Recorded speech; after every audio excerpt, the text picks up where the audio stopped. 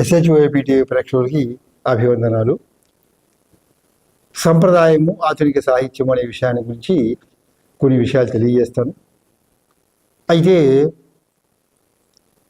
ఇది చాలా పెద్ద విషయం. ఎందుకంటే కవిత్వం అనేది పెద్ద విషయం. దాంట్లో ప్రాచీన కవిత్వము, ఆధునిక కవిత్వం అనే భేదాలు ఉంటాయి.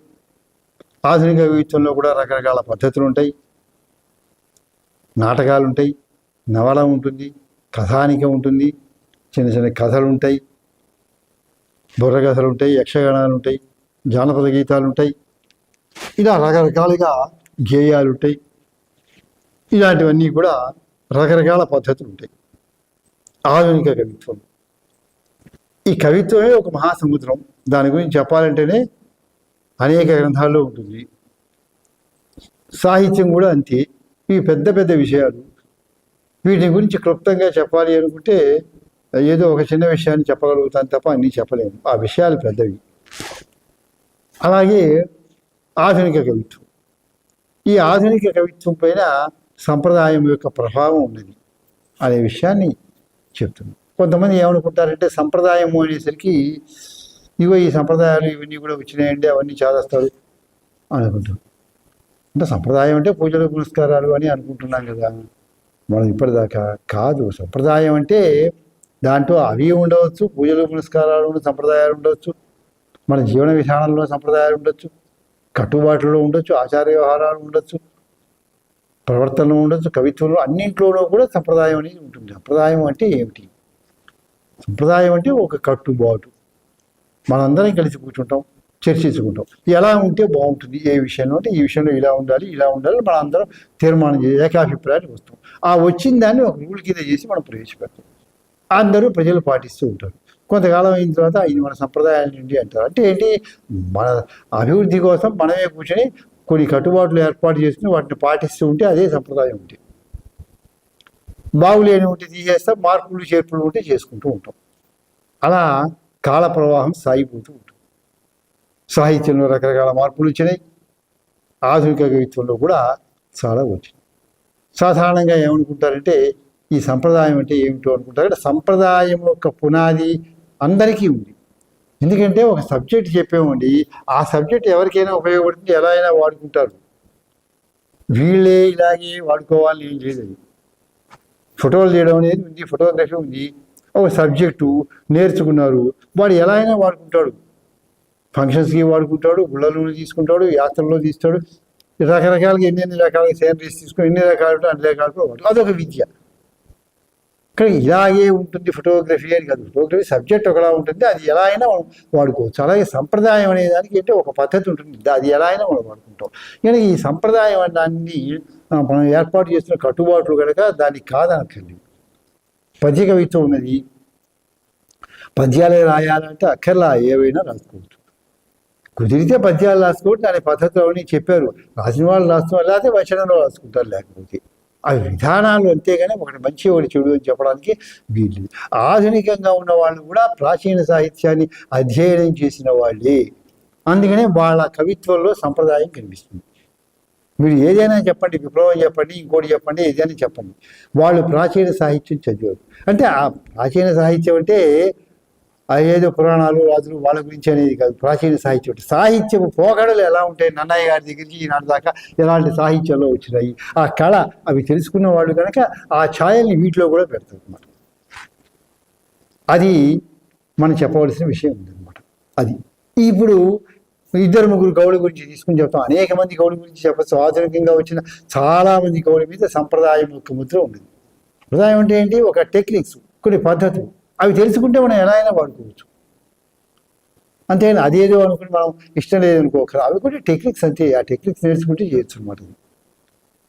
ఇప్పుడు ఉదాహరణకి గురజాడ అప్పారావు గారు ఉన్నారు, గొప్ప సంఘ సంస్కృత రాశారు, ముత్యాల సరాలు రాశారు, అలాగే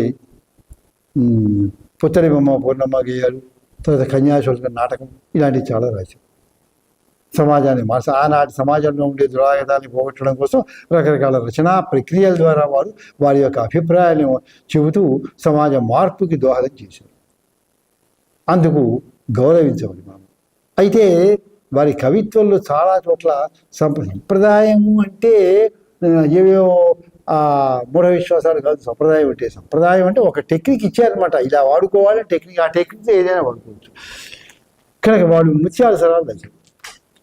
ముత్యాల సరాల్లో కూడా ఏముంది చూడండి, ఆ గేయాల్లో కూడా గుమ్మడేడే గుమ్మడేడే గుమ్మడేడమ్మా అని పాట ఉంది.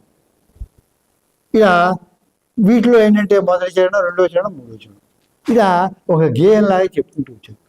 వీటిలో ఏంటంటే మాత్రా ఛందస్సు ఉంటుంది. అంటే ఎలాగంటే మూడు గణాలు మళ్ళీ 7 గణాలు.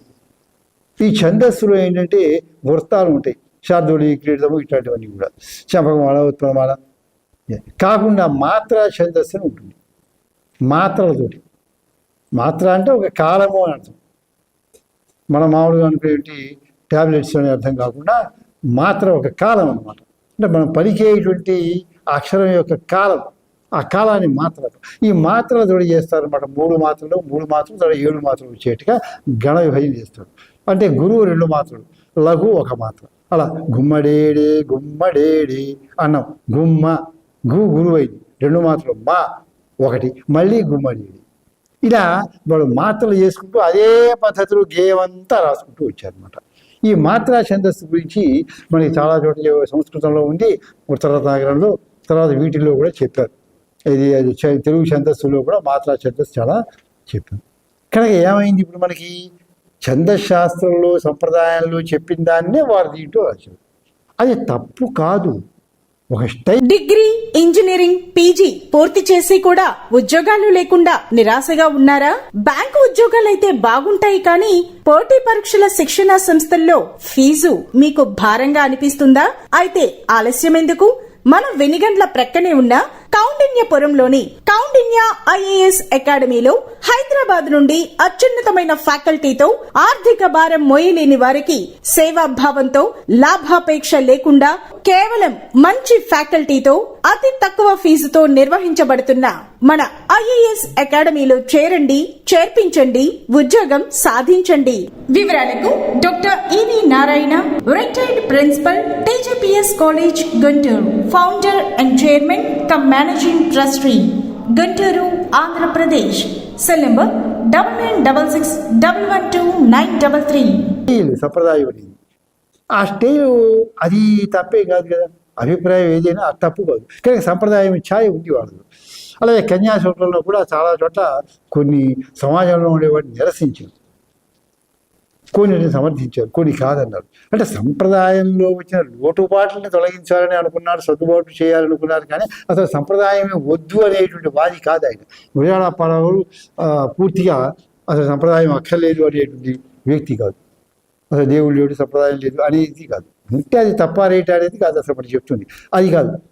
అంటే భగవంతుడు ఉన్నాడు, కార్యక్రమం ఉంది, ధర్మం ఉంది, అన్నీ ఉన్నాయి. అయితే ఆ చెప్పిన దాన్ని చెలవలు గొడవలు చేసి లోటుబాట్లుగా సమాజంలో కనిపిస్తూ ఉండి ప్రజలకి నష్టం కలుగుతున్నప్పుడు ఇది కాదయ్యా చెప్పింది అని మార్పు చేయడానికి ప్రయత్నం చేశారు. అది సంప్రదాయంలో మార్పులు చేశారు తప్ప సంప్రదాయాన్ని కాదు అని అంది. అయితే ఒక్కొక్క చోట సంప్రదాయం చెప్తూ వచ్చి కూడా మేము ఉద్ధరిస్తాం అందరినీ అని వచ్చి చాలా కాలం ప్రయత్నించి చివరికి ఉద్ధరించకుండా తప్పించుకునే వాళ్ళు కూడా ఉంటారు సమాజంలో. ఏదో మంచి పని వస్తే నేను ముందుంటాను, మీకు ఎందుకు చేస్తానని అంటూ వస్తారు, వచ్చి ఉద్ధరించే వాళ్ళ మళ్ళీ వస్తారు, వచ్చి అవి చేసి చివరికి ఏంటంటే వాళ్ళు తప్పించుకుంటారు, ఎస్కేప్ అయిపోతారు. అలా కూడా మేము మంచి చేస్తాము అని వచ్చి చివరిదాకా వచ్చి చేయని వాళ్ళు కూడా ఉంటారు సుమా, మీరు గమనించండి అని సమాజానికి ఒక హెచ్చరికను కూడా పరిచేశారు. అలాగే ఇప్పుడు మనకి ఆరుద్ర గారి కానీ వీళ్ళు సంప్రదాయాన్ని అంగీకరించడం అంటే ఏంటి, కవిత్వంలో సంప్రదాయ ఛాయల్ని వాళ్ళు తీసుకున్నారు అనమాట. అందుకని ఏం చేశారంటే ఇప్పుడు భక్తి గీతాలు కూడా రాశారు. ఒక కళాకారుడు ఏం చేస్తాడు, ఏది ఇస్తే ఆ కళని ప్రదర్శిస్తాడు, అక్కడ కళ ముఖ్యం. అందుకని ఏం చేశారంటే పలుకే బంగారం అయ్యే అని కానీ, లేకపోతే అందాల రాముడు సినిమాలో వీటిల్లో కూడా ఏం చేశారంటే వాళ్ళు కూడా కొన్ని భక్తి గీతాలు అక్కడక్కడ రాశారు. శ్రీశ్రీ గారు కూడా రాశారు. రామాయణం హరికథ చెప్పే ఘట్టాల్లో చూడ వాగ్దానం అనే సినిమాలు చేశారు. ఇలా కొన్ని భక్తి పాటలు కూడా వాళ్ళు రాయటం జరిగింది. అంటే కళ, అది సంప్రదాయం, ఒక కళని ప్రదర్శించారు. కనుక సంప్రదాయము అంటే ఒక కళని ప్రదర్శించినప్పుడు దాన్ని ఆ ఛాయలు తప్పకుండా ఉంటాయి అనమాట. కనుక శివతాండవం అని రచన. అలాగే మరి శ్రీ గారి కవిత్వంలో చూసినట్టే చాలా చోట్ల అన్ని సంస్కృత పదాలు ఉంటాయి. మీరు చూడండి, ఆ మహాప్రస్థానం చూడండి. నేను క్లుప్తంగా మాత్రమే పరిచయం చేస్తున్నాను ఈ ప్రసంగంలో, సమగ్రంగా కాదు. సమగ్రంగా ఒక గ్రంథాన్ని గురించి చెప్పడం అంటే వేరే సందర్భంలో చెప్పాలి. అందుకని క్లుప్తంగా చెప్తున్నా, అక్కడక్కడ అది గుర్తించండి. ఇలా ఉంటుందని ఒక మార్గం నిర్దేశం చేయడానికి.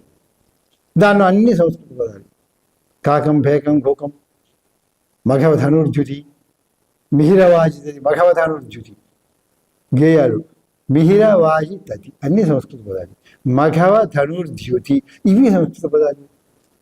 మరి ఈ పదాలు సామాన్యుడికి, కార్మికుడికి, అతి సామాన్య వాళ్ళకి అర్థం కాదు. ఈ కవిత్వం అనేది కొంచెం చదువుకునే విద్యావంతుడికి అర్థమయ్యేది. భావాలు బాగున్నాయి, విప్లవం రావాలన్నారు, సమాజం స్థాపించాలన్నారు, బాగున్నాయి భావాలు. కానీ ఈ పదజాలం ఇలా ఉండేసరికి ఆ పాండిత్యం ఆయన నోటి వెంట వచ్చేసింది అనమాట. అది మంచిదే, ఎందుకంటే మనకు పదాలు తెలుసుకుంటారు పాఠకులు. మగవధనుర్జుతి ఇలాంటివి. అట్లాగే గేయాలు సక్రమంగా ఉంటాయి. చిన్న చిన్న గేయాలు అని అభిప్రాయాలు కూడా చెప్పారు దాంట్లో కూడా. కనుక వీడు చెప్పించు అలాగే చాలా చోట్ల ఉంటుంది దీర్ఘ సమాసాలు రాయటం. కానీ కనుక ఆ హోమజ్వాలల భుగభుగలు, అగ్నిబావుట, ధగధగలు అని ఇలా ఉత్తేజాన్ని కలిగించే గేయాలు చెప్పారు. వాటిల్లో కూడా హోమజ్వాలల భుగభుగలు, హోమము దాని యొక్క జ్వాల అని.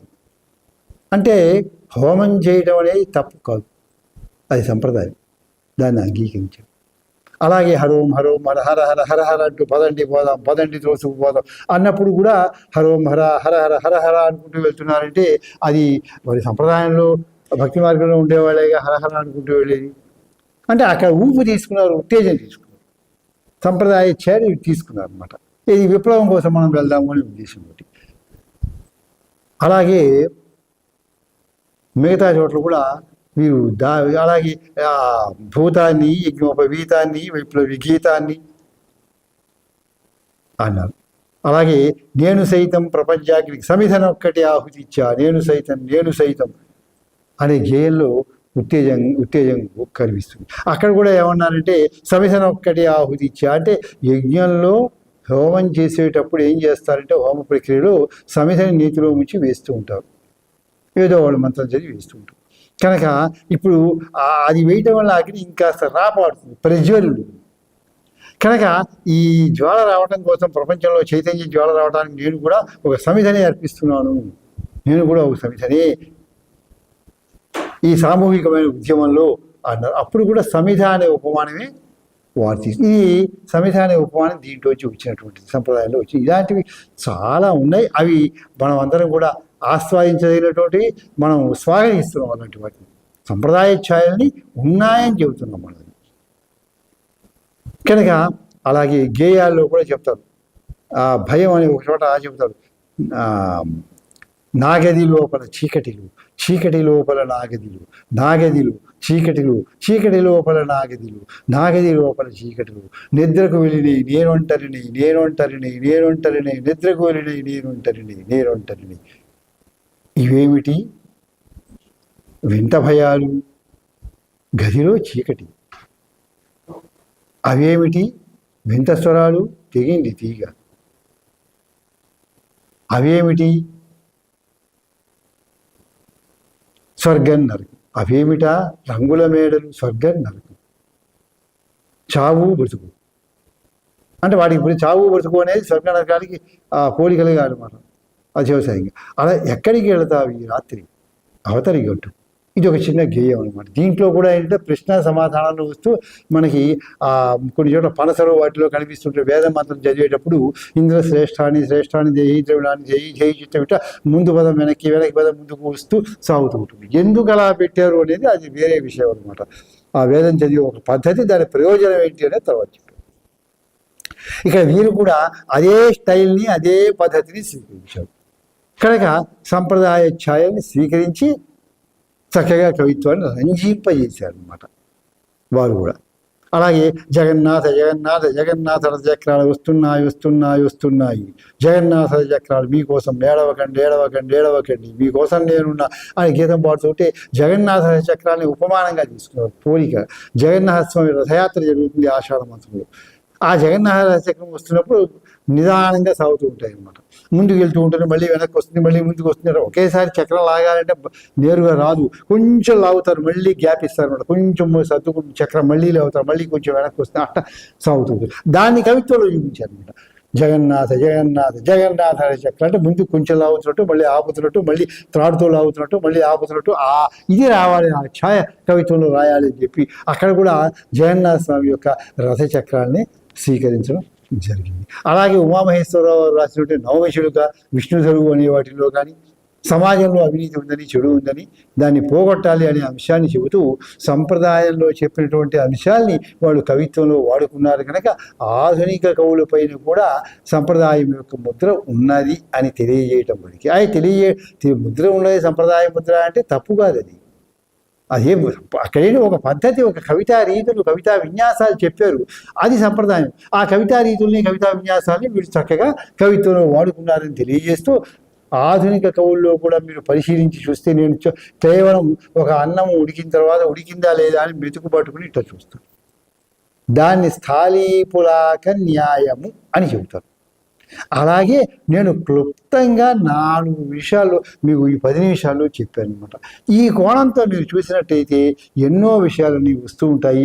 డాక్టర్ శ్రీనారాయణ రెడ్డి గారి కానీ, ఎవరైనా సరే, దాశరథి గారి రంగాచార్యులు గారు కానీ, ఎవరిని తీసుకున్నప్పటికీ కూడా సంప్రదాయం యొక్క ముద్రలు వాళ్ళ కవిత్వంలో ఉన్నాయి. అది అభినందించదగినటువంటి విషయము. వాళ్ళ కవిత్వాన్ని చదివి ఆనందించండి అని తెలియజేస్తూ ఇంతటితో ముగిస్తున్నాను. స్వస్తి.